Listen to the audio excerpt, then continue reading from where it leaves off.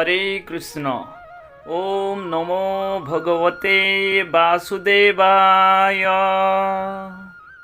प्रथम अध्याय श्लोक नंबर 7 बा सप्तम श्लोक। अकस्माकं तु विशिष्टा जे तानि बोधो द्विजोत्तम नायका मम सन्न्यस्य संज्ञार्थं तान् बब्रिमि ते। एहार शब्द अर्थ हेउछि अकस्माकं आम्भमानंकर तु किंतु विशिष्टाः विशेष शक्तिशाली जे जेउमाने तान सेमानंकु निर्बोध जानी रखन्तु निबोध जानी रखन्तु द्विजोत्तम हे द्विज बा ब्राह्मण मानंक मध्यरे जे उत्तम नायकाः नायक बा सेनापति गण मम मोर सैन्यस्य सैन्यमानंकर संज्ञार्थम जणाइबा पाई तान सेमानंकु बब्रिमि मु कहूछि ते आपण मानंकर। एहार श्लोक अर्थ हेउछि हे द्विजोत्तम आपणकर अवगति निमित्त मो सैन्यमानंकर जेउमाने सेनापति जेउमाने विशेष करी सैन्य चालनारे दक्ष सेमानंक संबंधरे कहूछि। एठारे दुर्योधन आचार्य द्रोणाचार्य को कहउछन्ति हे ब्राह्मण उत्तम बा ब्राह्मण श्रेष्ठ बा द्विजोत्तम आपणଙ୍କୁ मु कहूछि आपणकर अवगति निमंते मो सैन्य जेउमाने सेनापति जेउमाने विशेष करी सैन्य चालनारे दक्ष सेमानंक संबंधरे कहूछि। आपण माने हमर सप्तम नंबर श्लोकटी सुनिथिबारु आपण मानकु धन्यवाद। आपण माने हमर चैनल टी को सब्सक्राइब करि दियंतु एवं बेल आइकन टी को बजै दियंतु जा फल रे आपनकु हमर प्रथमे श्लोक पहुँची पारिबो। आसंतु जानिबा भगवत गीता पढ़िबा द्वारा कौन कौन आमर लाभ होता है। देव मंदिर शालग्राम ठारे शिवालय तीर्थरे गीता पाठ कले सौभाग्य प्राप्त हुए।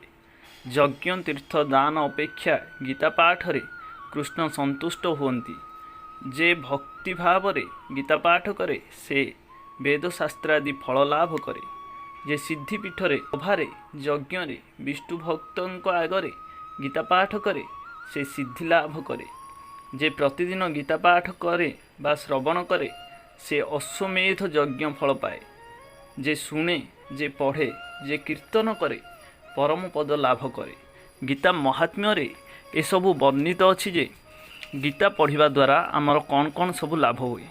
जे गीता पुस्तक आदर रे रखी पाठ करे ताहार स्त्री अत्यंत प्रिय हुए। जे गीता पढ़े से जश सौभाग्य पाई परम सुख भोग करे। जो घरे गीता चर्चा हुए से घरे सर्पादि कौनसी भय रहे नहीं। जे लोक गीता पाठ करे ताको तीन पाप साप दुर्गति हुए नहीं। जे कृष्ण पादरे भक्ति रखी गीता पाठ करे बसंत आदि ता घरे हुए नहीं। जे गीता अभ्यास करे से सर्वदा साधुसंग लाभ करे।